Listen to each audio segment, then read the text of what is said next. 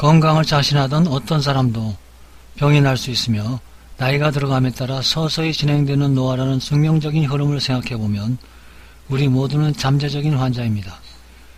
미국의 두개 전거의학 창시자인 드자넷에 의하면 인간은 태어날 때부터 인체의 구조적인 결함을 가지고 태어난다고 했습니다.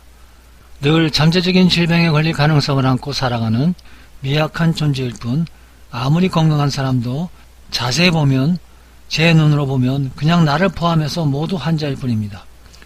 실제로 임상에서 보면은 가벼운 통증이나 기능적인 결함을 안고 사는 사람들이 대부분이 정상과 비정상의 경계선에 있는 사람들이고 진짜 아픈 사람은 아주 소수일 뿐인 걸 알 수 있습니다.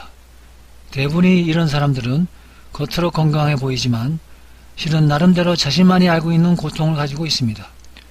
병원에 가면 검사상 모두 정상이기 때문에 의사들은 이런 사람들을 건강한 사람들로 분류하고 때로는 장기간 이런 고통을 호소하는 사람들은 정신적인 문제가 있다고 치부하기도 합니다.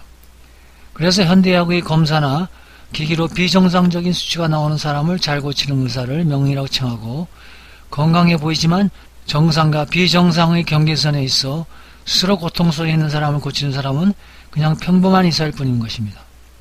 그러나 아무리 명의라 해도 그리고 아무리 과학이 발달됐다 해도 대부분의 질병 원인은 다 알지 못합니다.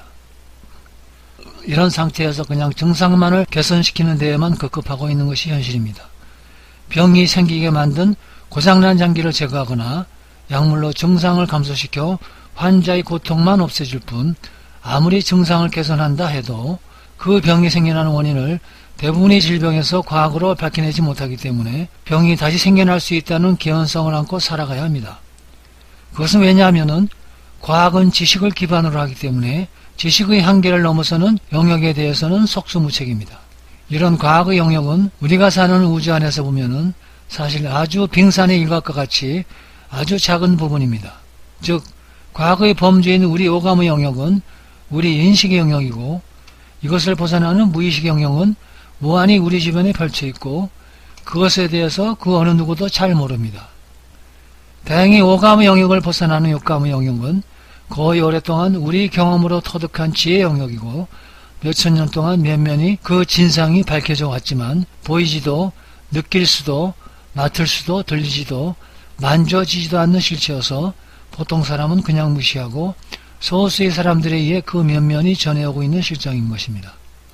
대다수의 군종은 육감 이상으로도 질병이 생길 수 있다는 것을 믿고 싶어 하지 않는 것 같습니다.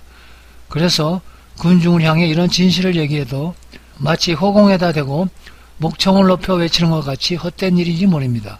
실제로 현대의학에서 볼 때 질병의 진단율을 보면 전체 질병 중 극단적으로 말해 대략 5%만이 진단이 가능하고 그중 25%만 치료가 가능한 것으로 보면 틀린 말은 아닐 것입니다. 아무리 현대의학이 우주까지 뻗어나간다 해도 이런 확률은 변할 가능성은 거의 드물다고 보면 됩니다.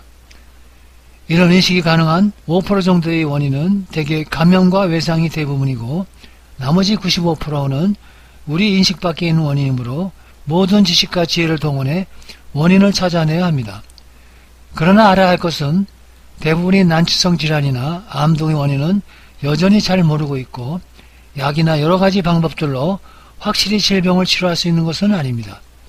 건강과 질병의 경계선은 폭넓어 애매한 점이 없지는 않지만 이런 경계가 인식의 차이로 생겨난 현상일 뿐 자연치료만 회복된다면 어떤 질병이든 나을 수 있다는 것입니다. 그래서 검사상 이상이 있는 난치성 질병을 진단하기란 쉬운 일도 아닐 뿐더러 검사상 이상이 없는 질병을 파악하고 그 기미를 눈치채고 병을 고치는 일은 결코 쉬운 일은 아닙니다. 그러나 다행히 원인을 모르더라도 비록 시간은 걸리겠지만 어떤 방법이든 자연치유력을 자극해 주기만 하면 몸은 스스로 회복한다는 사실입니다.